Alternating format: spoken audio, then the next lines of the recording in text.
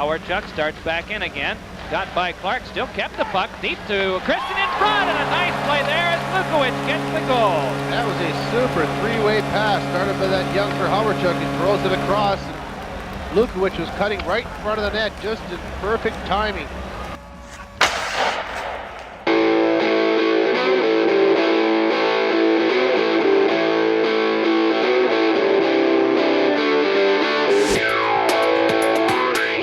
And now, ladies and gentlemen, boys and girls, a special hello goes out to the Director of Media for the Boston Bruins alumni, Mr. Mark Boland. Nice to meet you, Marky.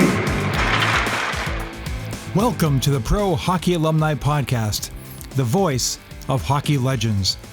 This is the classic hockey show for classic hockey fans. We celebrate the history of the game with stories told by the select few who actually lived it. Get ready for an all-access pass to the heart of the hockey universe. Episode 44 of the PHA podcast is part 2 of our discussion with Morris Lukowich. Morris gives you inside access to behind-the-scenes stories from his early years in the WHA and his NHL days with Winnipeg, Boston, and LA. We also discuss sports psychology, nutrition, mental health, life after hockey, and much more in a wide-ranging interview that stretched over 2 nights and past midnight for this particular episode. Morris is a fascinating guy with a great life story. Don't forget to listen to part 1 of this interview on episode 42 of the show.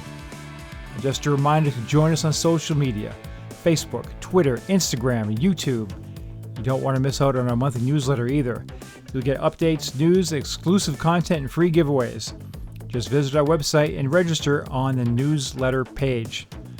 Finally, please consider subscribing to our show on Apple Podcasts or iTunes and leave a rating and/or review.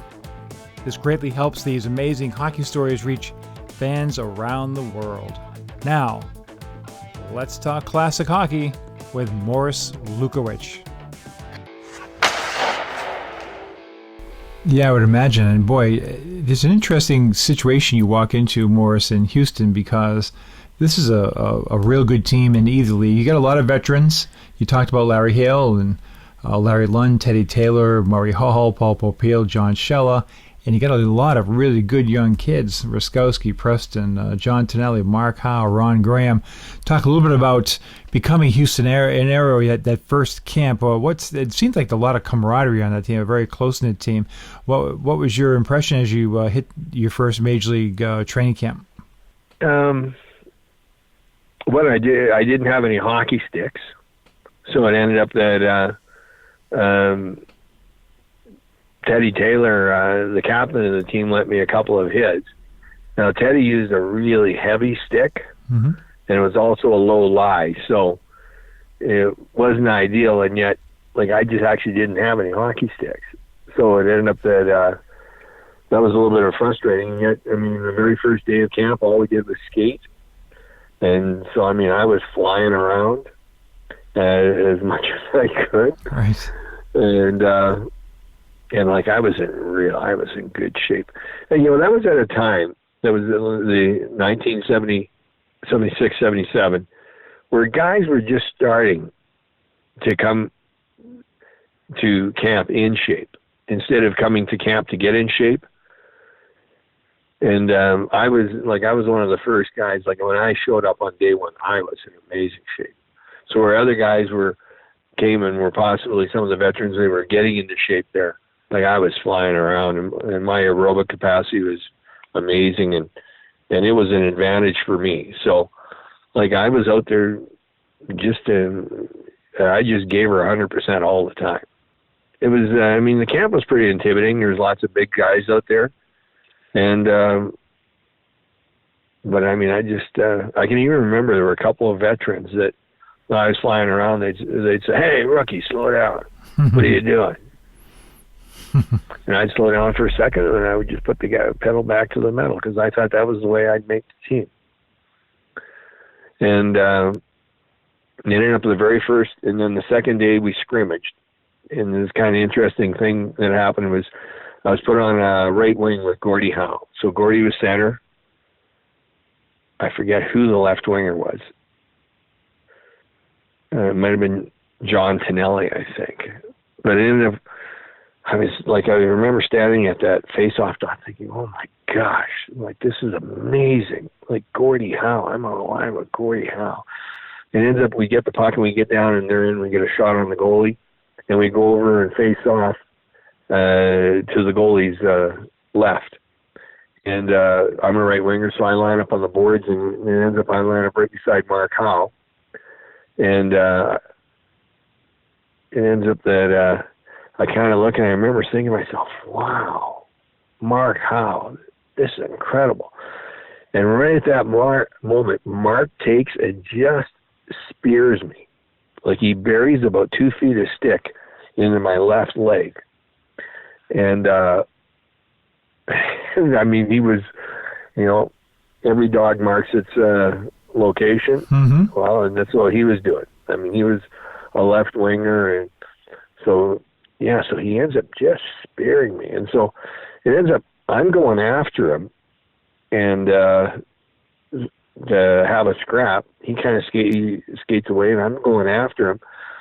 And a guy steps right in front of me, John Shella. He was a defenseman, and he says, "You don't want to do that." And I said, "What are you talking about? He just speared me. I'm just going to go and take a strip out of him." And he says, "You don't want to do that. Gordie will get you." And it was my first experience of finding out that how Gordie protected his boys. And so I just said to John, I said, "Really?" He says, "Yeah." And he says, "Gordie will get you. Just forget about it." So it was amazing. Like John just passed away here about 6 months ago, and I can still remember so clear how he stepped right in there. And he just said it quietly enough that only he and I could hear, and maybe Gordie could too. Anyways, and I just said, "Oh, okay." And so I just backed off. And so it was kind of interesting, though. What happened was about 2 days later, I was sitting in the dressing room after practice, and Teddy's sticks were not very good, right? And because they were really heavy, and it ended up that so I was in the dressing room, and there was just myself at the end, and who comes walking towards me but Mark Howe, and Mark's got a stick in his hands, and I remember I still had my equipment on, and I was just getting braced here because I thought, oh my gosh, like he's going to spear me again. And he comes over and he says, "You know what? I've been watching you for a couple of days." And he said, "You know that stick that you're using?" He says, "It isn't the right model for you." He says, "It's too low a lie. The puck keeps sliding off the heel of the healer, and it's getting in your skates all the time." Mm-hmm. And he said, "It's too heavy." He said, "Here, test out one of these tomorrow. This is my model. It's a lie 7. That other one you're using is about a lie 5. And he said, this is really nice because it'll really help you get away a quick wrist shot." And he says, "So test one out tomorrow if you like it." He says, "I'll get you a half a dozen. I'll give you a half a dozen of mine until we can get your own pattern." And I said, "Really?" And he says, "Yeah." So it's amazing. Like, you know what? There's so often in hockey where, something crazy will happen on one end, and I'm almost convinced that it has to happen to balance out this amazing other piece. And so he gave me that stick, and I fell in love with it, and it's still the pattern that I use today. Wow. Yeah. We talk about, again, influence of certain people step into your life, and a lifetime of influence with just one interaction. And Mark was, of course, I think back in the WHA days, a lot of guys got a lot of attention, as they should have. Real Cloutier and Hedberg and Nilsson, Mark Tardif, but as an all-around player, I'm not sure anybody compared with the talent of Mark Howe, to be sure. What type of player was Gordie Howe at that time? Well, Gordie was still one of the best players on the ice. And the thing is, he had to be played lots, because if he sat down for too long, he'd get cold. Mm-hmm. And so in Houston, he got to play lots, and he was a very good hockey player. And the reason he could play was, one, he was one of the best skaters on the ice. Like, Mark was a better skater but just barely. Like, that's how good a skater Gordy was. So beautiful, strong stride. And the thing is, and he had lots of room. And he would, with his stick and his elbows, and like, he created room. So, and I mean, he was strong on the puck. Wow, like, I mean, he got the puck. It was tough for guys to get the puck off him. He was good at getting the puck to the net. And, so at that time, he was still one of the best players on the team. When the Arrows fold, you end up, and a lot of your teammates end up becoming members of the Winnipeg Jets. Now, this is an incredibly interesting story in hockey, probably worthy of a movie at some point, where your Arrows group combines with the arch-rival Winnipeg Jets, and the Jets team is going through some upheaval. Bobby Hull would only last 4 games into that year. Lars-Erik Schuberg was hurt. The Swedes were gone. It's a very interesting dynamic. Ultimately, Tommy McVie comes onto the scene, brings Gary Suitcase Smith, the goaltender, along with him. I talked about this with Terry Ruskowski. I found it to be very fascinating. What was your impression of that team when you got there, and how did it make that transformation from kind of a dysfunctional team to a WHA champion? It's interesting. Different players have different opinions around this.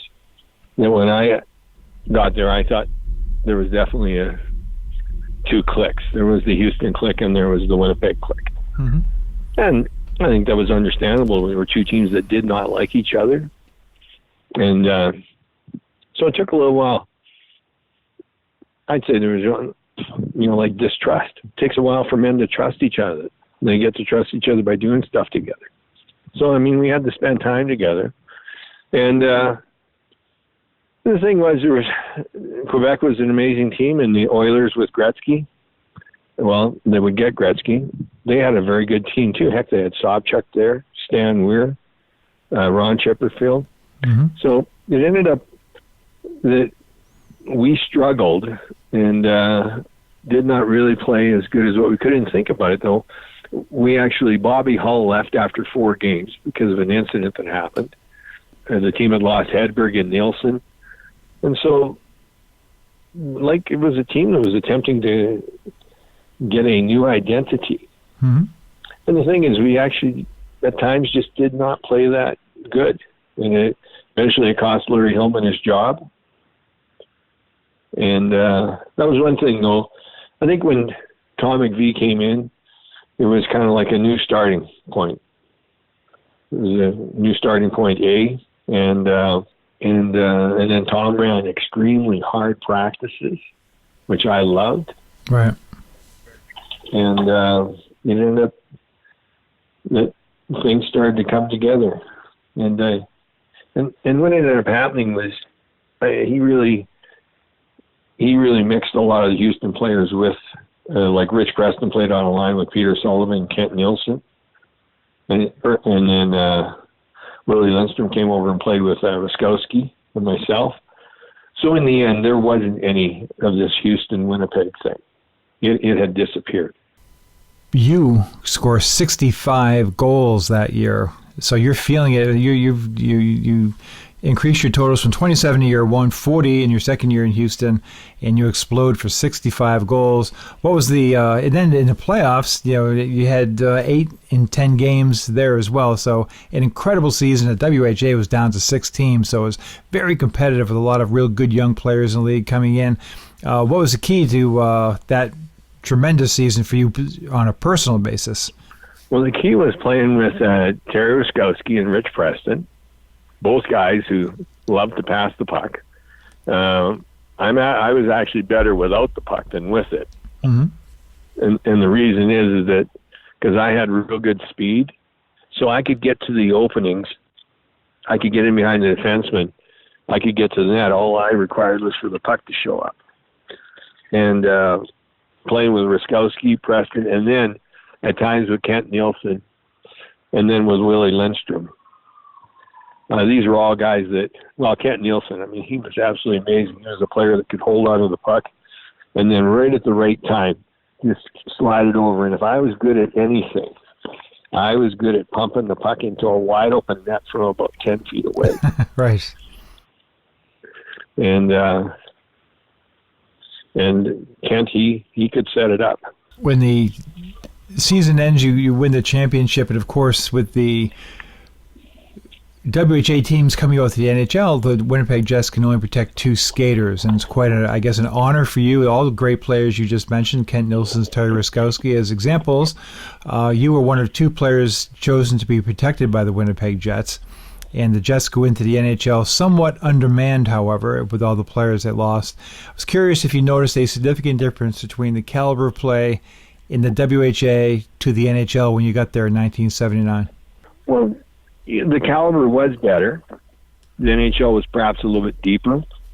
And yet, I think the Edmonton Oilers proved that the caliber wasn't that much better, because within a very short time they had beaten Montreal out of the playoffs. Right. It was definitely better, bigger, stronger, meaner. Although, I don't know, the WHA was pretty mean too. I don't know. Maybe that's one spot where the WHA did have I don't know. The WHA was a very, very tough, mean league. Mm-hmm. I just really wish that we could go back through time. I really wish that the NHL would have let us keep our team. I mean, look at what happened. Thank goodness they learned from it, because when Vegas came in, at least they gave Vegas a fighting chance. Right. That's always one of the great what-ifs when I talk to Winnipeg fans. What if Morris Lukowich, Kent Nilsson, Terry Ruskowski, Rich Preston, Barry Long, and all those guys get a chance to stay together. Willie Lindstrom, that whole group get a chance to stay together right into the National Hockey League. But eventually the franchise recovers. You play in the NHL All-Star Game your first 2 years in the league, playing extremely well. And you have your most productive season, 81-82. You had 92 points, 43 goals, and 49 assists. Dale Hawerchuk has joined the team. You also had a new coach, Tom Watt, kind of an interesting, unique individual in hockey annals, as I recall. What was he like as a coach, and what was that whole atmosphere like as the Jets are starting to... I think you made the biggest improvement in hockey history from season to season. Can you talk a little bit about that 81-82 season? It really helped to get Dave Babbage, Dale Hawerchuk, but also Dougie Smale had come along. I think Thomas Steen might have been there. Yeah, I'm pretty sure that he was. So heck, all of a sudden we had added some talent, some very, very, very good talent. And the only good thing about the first 2 years in the NHL, and it was, in our second year, it was really unfortunate because we just got onto a really unlucky streak and we ended up not winning in 35 games. So there were times when we were like 2 goals ahead with like a minute and a half left or something, and the other team would tie us. Mm-hmm. So, but it really was attempting to win with an American Hockey League team in the NHL. And so it really wasn't fair. But the only good thing about it was in the second year we were so bad that it actually created the opportunity to be the most improved team ever in the history of the NHL, I believe, a 46-point improvement, I think. But boy, I'll tell you what, I would not want to go through that 9 wins in one season again. Oh my gosh, that was terrible. What is it like? I've talked about this recently with John Van Boxmeer. We're talking about playing for the Colorado Rockies, and the team would be losing so consistently. What kind of a challenge is it for you to get geared up to play every night, facing that type of continuous losing?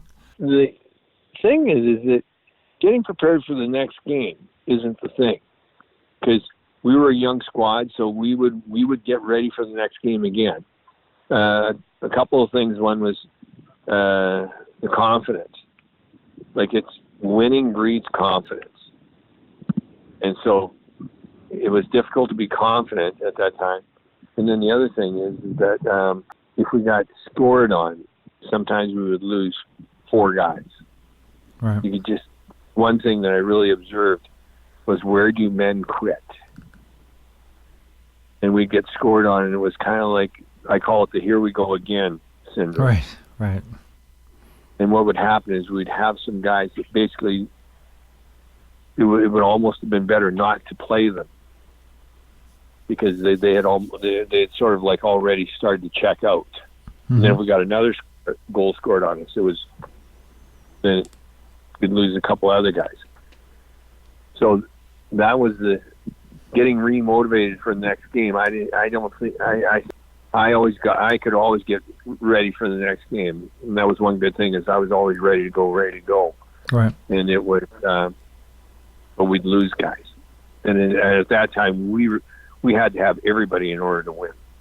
So Morris, rolling along, you've had a tremendous career with the Winnipeg Jets. As we said, 2 All-Star nominations. I think 3 or 4 seasons, over 30 goals, and in the 84-85 season, you were traded for ex-junior teammate Jim Nill. You were traded to the Boston Bruins. Was that a trade that you anticipated, and what was your reaction to it? Well, it was a trade that I had asked for, sadly. It's strange how hockey can go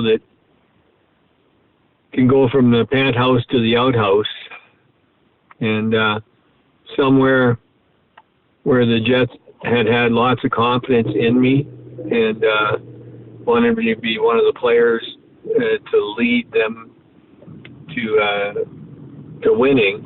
They gave up on me. And the thing is, one of the toughest things in hockey and one of the most painful things is to sit on the bench and not get an opportunity to play. So that is what had happened. I got written out of the Winnipeg Jets plan. And like I was saying, if I could do something over, I wish that I had asked for a meeting with the owner, Barry Shankarow, the general manager, John Ferguson, and the head coach at that time, Barry Long. Because it seemed like even when I got on the ice and I played well, that I went straight back to the bench. So I one time asked Barry Long, I said, will I ever play here again? And he said, no, you won't. And Barry was a teammate of mine. Yeah. And so I was disappointed that he was benching me the way he was.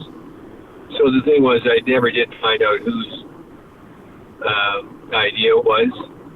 But the thing was, I'd scored 30 goals the year before. And so it was disappointing to be written out of the plans, especially when I was young and in good shape. Now the thing is that after Christmas and the next year, and I was waiting to see if possibly something might change, and it didn't. So I finally went to John Ferguson and asked him if I could be traded. And I think because him and Harry Sinden were close buddies, it was an easy, or they could work something out. Now, you know what? John Ferguson is a really good man. I remember the day I got traded. I came on the bus and he said to me, well, you got your wish. I've traded you today. And it was sad. And I remember I went over to him and I told him thanks, that we had had many good years, or tough years in Winnipeg, and yet I really enjoyed playing for him. And it's just crazy in sport how sometimes it goes like that. Right. So, the thing is that it was pretty cool to come to the Boston Bruins. Wow. The original 16. I love their jerseys. I grew up watching the Estevan Bruins because my cousin Bernie Lukowich played there. Right. On a line with Lauren Hanning, who eventually became a New York Islander. And it was kind of interesting when I came into the dressing room. I looked around, and the open spot was beside Ray Bork on his left side. Yeah, so I went, wow, this is pretty cool. So I asked Ray if I could sit in that stall, and he said sure. And yet I thought to myself, why is it why would that spot be open? And then I learned shortly afterwards that after a game, there's the reporters actually give the players very little time because they're attempting to get their reports in and their interviews in. And so it was almost immediately after the game. Basically, we just sat down, put our gloves up, hardly even had a breath or two, and then the reporters were inside as soon as they come to. So I actually got it was a little bit difficult to get undressed. So that was the only downside of that. It was actually very enjoyable to sit beside Ray, and he sweated more than any hockey player I'd ever met. It was incredible. Like, the sweat just poured off him. Like, just sitting beside him, I would get soaked. And he, at the end of every period, he was brought new gloves. Like, at that time, there weren't the heaters to dry out the gloves, so he was given a different set of gloves. And then at the end of the second period, he was given a new jersey and a fresh jersey, and it like took two guys to haul the other one away. Like, it was amazing. Like, the sweat just poured off him. And it was interesting every once in a while just to ask him what he was thinking. It was surprising sometimes the answers. Where would you rank Ray Bourque among the players you've played with over the years? Oh, Ray Bourque was one of the greatest defensemen of all time. We've got Bobby Orr, Paul Coffey. I think Ray's in the top 5. And, so it was pretty thrilling to sit with him, or to sit beside him. Right. And, and the thing is, I had a good start in Boston. Like, the first game, I think I got a goal and 3 assists. And I started to play some really good hockey for Boston. And then what happened was we were playing the Islanders one night on Long Island, and the puck went into the corner to the goalie's left. And I made the mistake of going back to get it. I wish I hadn't, because I went back with speed, and I thought I could get the puck and turn out of the corner and start to bring the puck out. And as I was going to the corner, I did not realize that Pat Flatley was following me.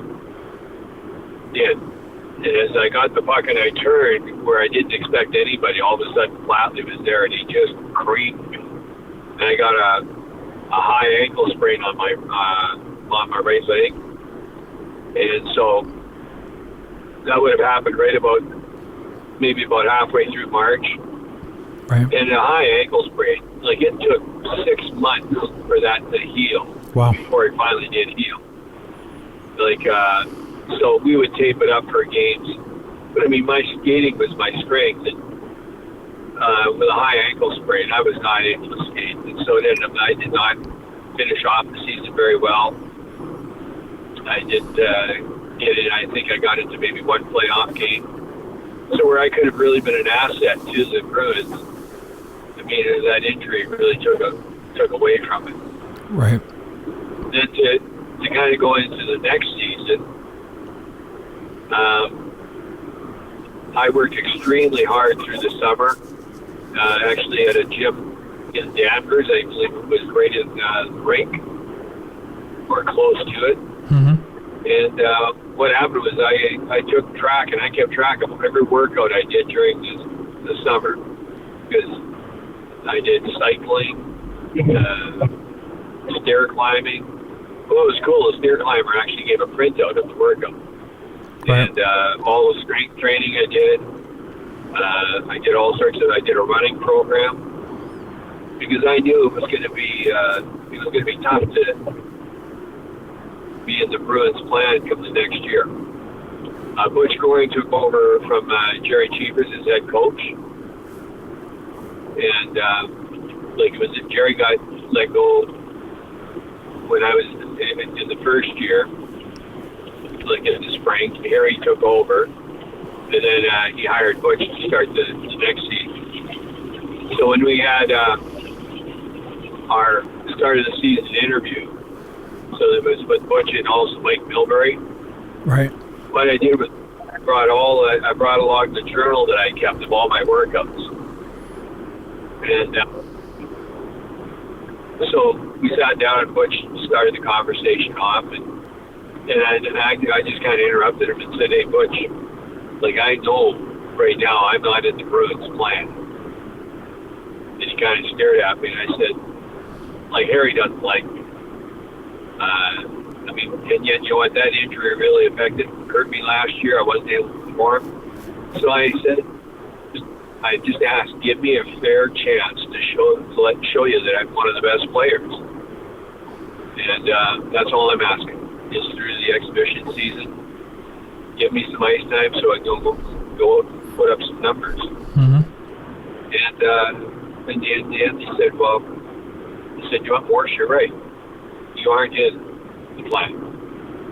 So he said, you better have a really, really good training camp. Like, give me something. And I said, okay. And then I had a really good training camp. And I think I led the team in scoring. So it was a very good meeting. It was right at the end of training camp, and we had another meeting, and there were Butch and Mike, and Butch said, you know what, congratulations. Like, you have earned yourself a spot on the team. And if I started out on a line with Kenny Linsman and Keith Crowder, we had a good line. Yeah. But I was so written out of the plan that I hadn't had any sticks ordered for me by the training staff. Wow. So coming into the training camp, I had about a half a dozen Sherwood 50-30 sticks. And I use a specific kind of lie, a very high lie, like I said, Mark Howe's lie, and a specific kind of curve. And all of a sudden, I didn't have any sticks. So we put in a rush order with Sherwood. So I ended up attempting to use somebody else's stick. And I attempted to use Ray's, and it was a different lie, different curve. I attempted to use Michael Talbot's stick. Or, I think Taylene. Mm-hmm. And they were just, they worked it. And confidence is such an important thing for a goal scorer. And it's maybe a bit of an excuse, and yet, because I used such a high lie, and it affected my shooting, and I must have hit about 20 goal posts. So at the start of that season, Charlie Simmer by the time Charlie had 17 goals and was leading the NHL in goals scored, I had 2. Mm-hmm. And I got put on waivers and released to LA. So that was a bit of a sad point, because I'd worked so hard during the summer getting ready and to earn a spot on the team, to be playing with 2 tremendous players, in Linsman and Crowder, and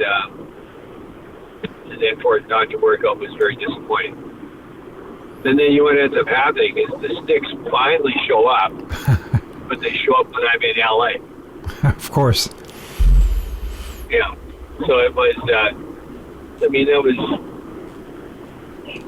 was a little bit disappointing, that when I came to training camp, like, I didn't have any hockey sticks.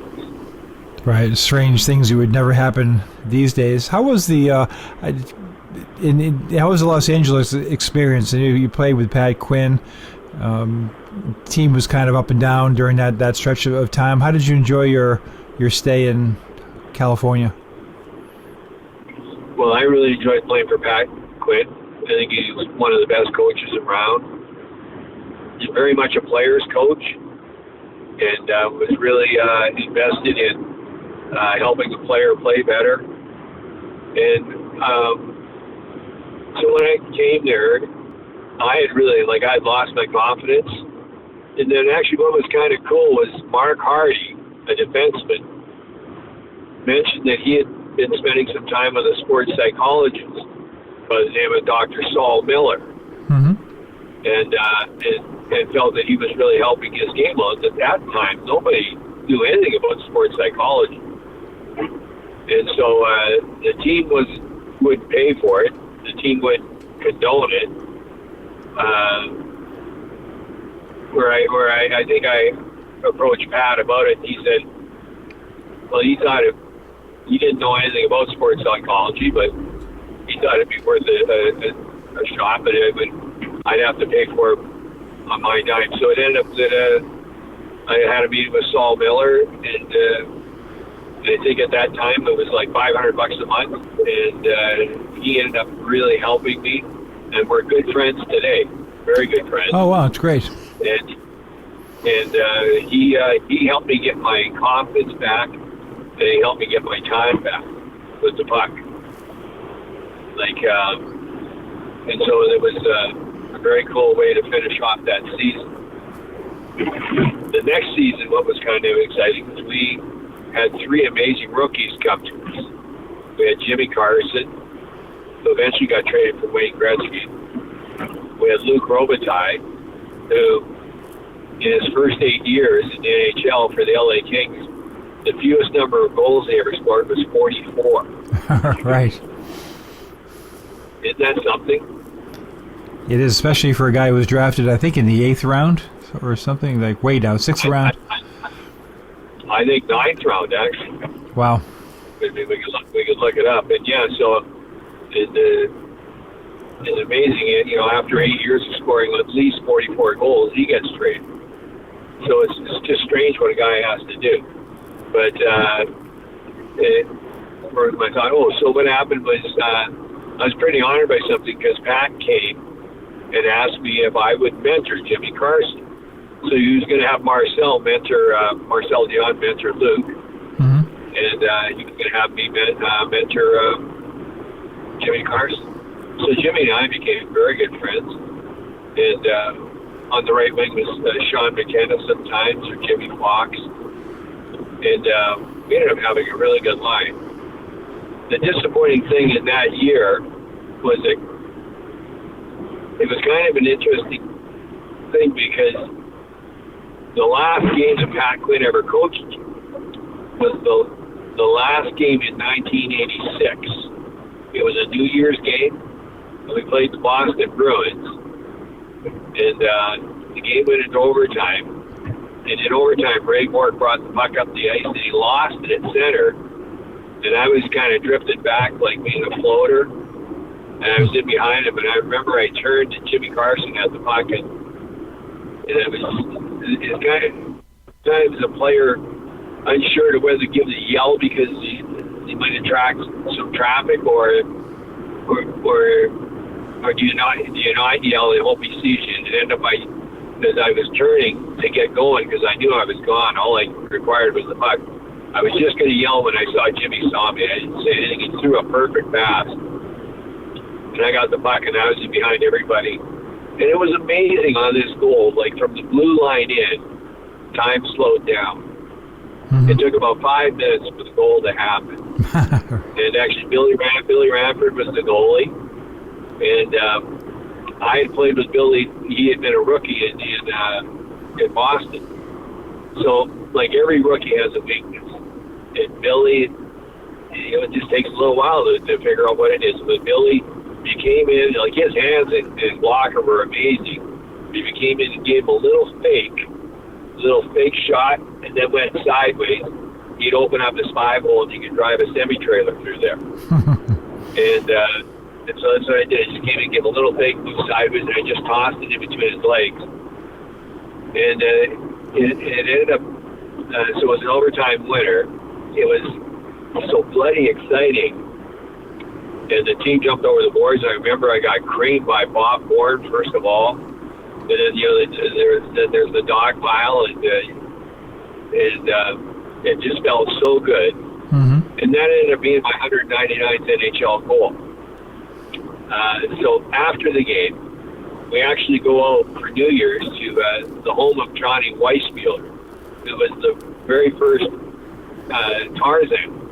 Right. And they had turned his LA home into a place where parties could be held. And it was kind of he had about a 25-meter lap pool, and like it was only about 4 feet wide and 25 feet long, and about 25 feet. So it was very cool to see that. And so here, scored an overtime winning goal. Pretty excited. I'm the top plus-minus player on the team.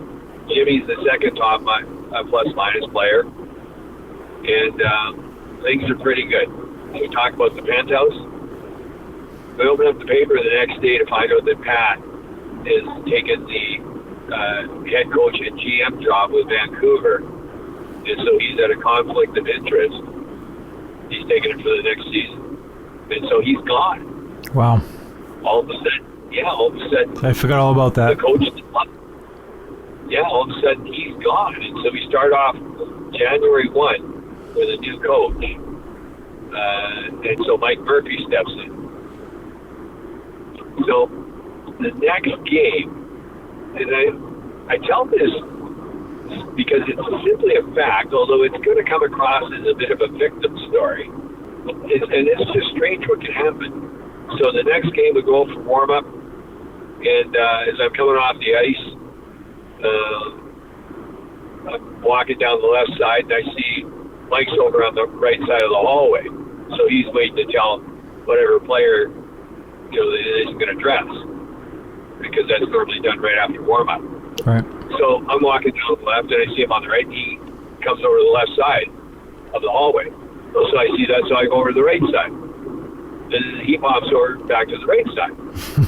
And so then I pop back over to the left side, and he pops over to the left side. And I think, you've got to be kidding. And he comes and he says, Morris, you won't be playing tonight. I'd like to add some muscle to the lineup, and so you're not going to dress. And I said, Mike, you've got to be kidding. You're starting off your NHL coaching career as a head coach, and you're benching the guy that scored the overtime winning goal the night before? What are you saying to the players? That you're going to award excellence with getting benched? Do you know the subconscious message that you're sending?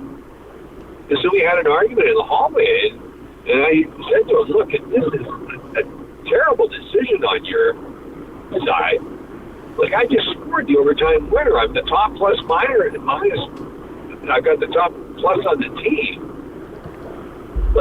I think this over. What are you saying?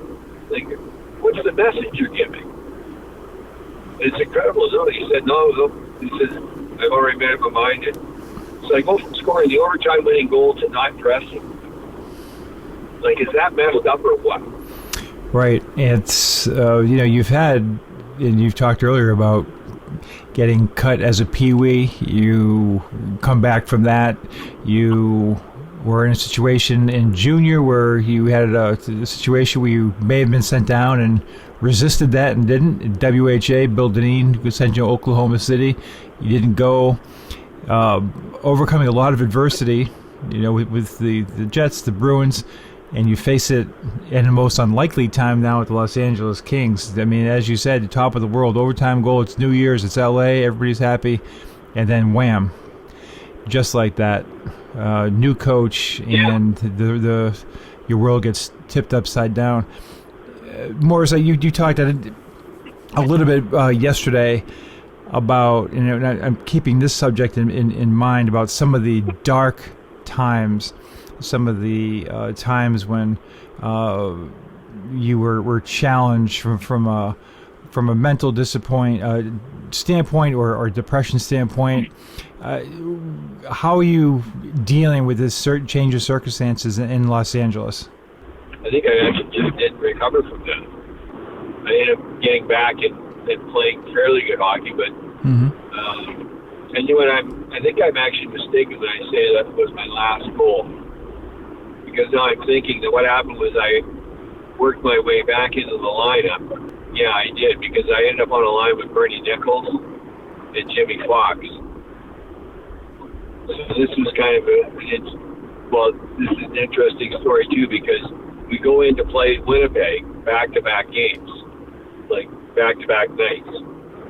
And the first night, our line, like we end up winning 10-3, and our line scores like 7 goals.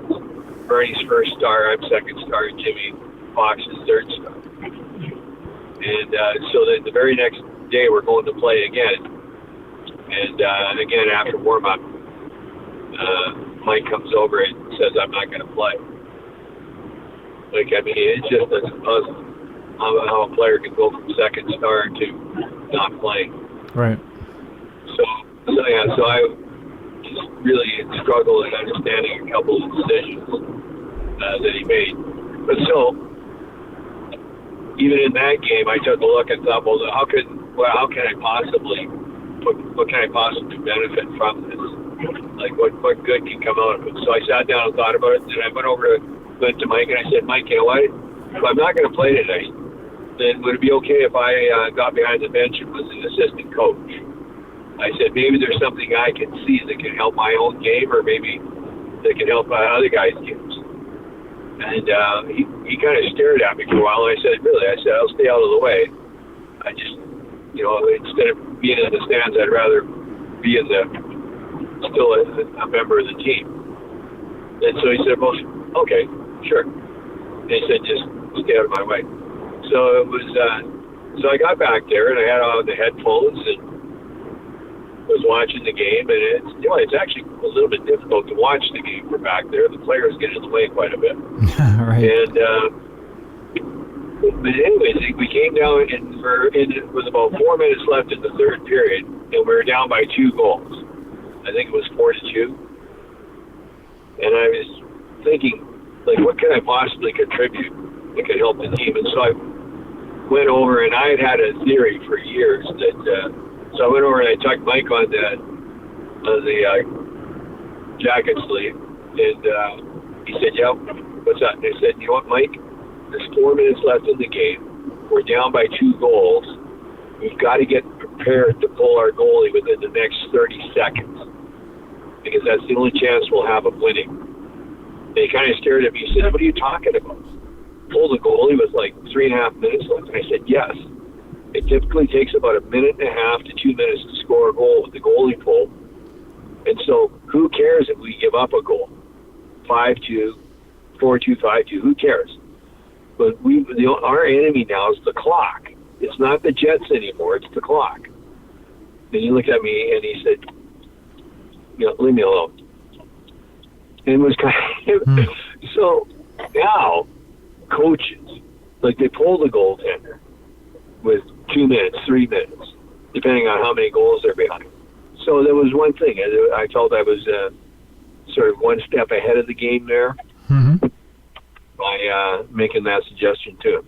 And it ended up we didn't pull the goaltender until the last about 45 seconds, and it's almost impossible to score 2 goals in 45 seconds.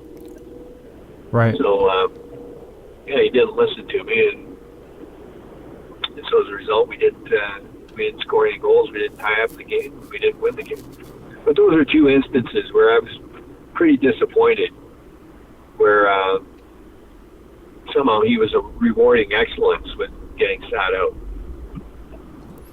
Yeah, that's one of the things about being a professional athlete that gets underestimated, I think, just from my own observations, is it can be an extraordinarily insecure profession. So you have all the benefits of it, the pay or the lifelong fulfillment, the adulation, whatever you want to call it, but there's always something. There's always some new coach. There's always new players coming in. It's an insecure business that can be taken from you at sometimes irrationally and sometimes suddenly. Morris, you recently had an interesting interview with the Winnipeg Free Press.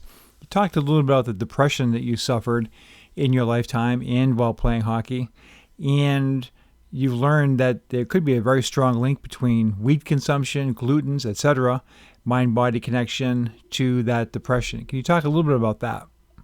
Yeah, absolutely. It's something I'd actually like to talk more about to audiences, because I'm convinced that there's such a focus on on with our body, what do we actually put into our body so we stay in good shape? Well, how important is what we put into our body for our mind? Like, could certain foods be really impacting our mind? And it's amazing. Like, my niece is a celiac. So, like, about 30 years ago, she just about passed away as a child. Like, wow. Nobody knew it. Like, her tummy was like a balloon, and it was because the glutens at that time just flattened out all the villi in her stomach, in her small intestine. And so she just about starved to death. And so it was very interesting. Like, I just really consider myself blessed that I got found out about the book Wheat Belly, and then a second one called Grain Brain. It just talks about how the glutens over the last 50 years have been made stronger, probably accidentally, through genetic modification, and also something called hybridization. And when I read this, and the thing was, I reflected back how when I was playing, we used to eat meat, like lots and lots and lots. And then what happened was there was a switch over to pasta. Like, we always used to eat steaks for pregame meals. And all of a sudden, it was kind of like college guys, I think, started to bring in the idea of eating pasta for a pregame meal. Right. And so what happened, we all started eating pasta, mostly whole wheat pasta. When I take a look back at when I really started to experience depression, I was even experiencing it while I was playing in the NHL. And I can remember I used to get out of it by having lunch with some friends, and we would kind of talk about things and laugh things off, or the exercise, I think, would straighten my head out. But when I got into the NHL, like, oh my, I went through black depression. Like, at times I think I'm still lucky. I'm lucky that I'm still around. Wow. It just got, so black and dark. And it's amazing, though. A few years ago, like, I just went, you know what this crazy thing about this is too, Mark, is, like, when I finished the NHL, I started in junior at 141 pounds at 17. When I finished, I was 168. And it ended up, like, when I was 20, I was about 160. And then when I finished at 168, and I stayed. So I finished at 30, and I stayed that way until I was about 58, 168 pounds. Like, it just doesn't fluctuate. And I read Wheat Belly, and so I went off all glutens. I went off all whole wheat pasta, whole wheat bread, and whole wheat cereals, which I used to eat by the truckload. Right. I just went off all of them. Also went off an antidepressant that I was on. I'd weaned myself off it, and went on a micronutrient called EMP from a company called True Hope. And it was amazing. The depression didn't come back, but also in the 1 month that I went off the glutens, I lost 8 pounds. Wow. Which I didn't think I had to lose. I'm pretty well skin stretched over steel. And my weight went from 168 to 160, like in 1 month. Wow. And since I've dropped about another 7 pounds, so I'm actually at about 153 now, and still strong. But it's just amazing. Like 15 pounds, like at least 10, went away. And in the book, it actually talks about visceral fat that surrounds our organs. And so during that month, like, even though I didn't see anything happening in the mirror, like, the only place I could see the change was on the scale. But, like, so for people who are struggling with their weight and they're eating hamburgers every day, I mean, and pastas, and, like, I think that if they just really gave a consideration to just eliminating glutens. And actually the book even talks about how for the first few days, there'll be a withdrawal period. And I know I felt it and I went through it, and then everything was, after 3 days, it's just like, when I've hardly touched anything since. Morris, over the years, you've taught thousands of young hockey players, hockey skills, the psychology of hockey, etc. What are you looking to impart based on your life experiences? What are you looking to impart to young players who are training with you? Well, when I took a look at goal scoring, there was originally the saying that a player is either born a goal scorer or he's not. And I mean, I do agree that there are certain players where God has reached down and touched them. Mm-hmm. And they are amazing. Like Donnie Murdoch was one that Donnie Murdoch just knew how to score goals. And there's only two guys ever that as a rookie have scored 5 goals in one game. Howie Meeker was one in about 1948, and Donnie Murdoch was second in 1976. That's a good piece of history. I didn't know how he scored 5. I remember Donnie Murdoch's 5 for the Rangers. Your former line mate, of course, as we discussed earlier. So yeah, he had something there. Yeah, and actually Donnie's got an amazing story where with 4 seconds left, he is on the bench and he has 4 goals. And Phil Esposito actually comes over to the bench and says to Freddie Shiro, "Hey, Freddie, should we get the rookie as 5th?" And Freddie thinks about it for a second. He says, "Sure." And I know Donnie would have just been chomping at the bit. He jumps over the boards. They had a face-off, and I think it was Philadelphia's end. And Phil, who was, I think, one of the best face-off men of all time, he had just a great big blade on his stick, and he was strong, and he could win face-offs, and he used his body as leverage with his stick in order to get the puck back. And he said, "Doc, stand right here. When the puck comes to you, shoot it as quick as you can." And Donnie scored his 5th goal like with 1 second left. That is an amazing story. And I think it was Pelly Lindbergh was the goaltender, maybe. But I remember watching it, and he fired it in off the goal post. And actually, I was watching it in a bar in Houston called Vic's. But you have good recall, by the way. Yeah, so it was, and amazing 5 goals by Donnie. So the thing is, with my goal scoring, what I took a look at is I thought there were some specific moves that a player had to learn in order to, and one of them is called the Crosby move. Another one is the Ovechkin move. Another one's the Datsuk move. Another one is the Sedin move. So these are all specific moves that those specific players were really experts at. And so, I wish I had known the Ovechkin move when I played. I didn't. I actually learned it by watching him. And he has a specific move where he actually fakes a shot, pushes the puck, goes past the defender and the goalie, and typically shoots it in a wide open net. And 20 years ago, that move just wasn't seen. So I teach players all of these individual skills, and then what I do is I teach them the most effective way to start. And then also, actually, my very first principle is that everything happens in a strong way and a weak way. Everything. And when we figure out it's an irony, when we figure out what the strong way is, then use that about 96% of the time. Mm-hmm. And then, for example, which is stronger when we are controlling the puck? 2 hands on the stick or 1? Which? Oh, that would be 2 hands. Yeah, 2 hands, of course. Yeah, 2 hands. I mean, you're just simply stronger.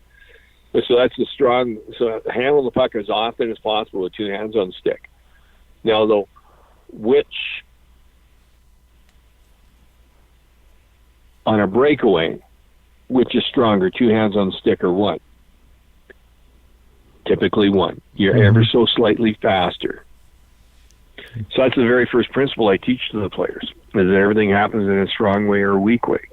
And it's just a matter of identifying those and then learning.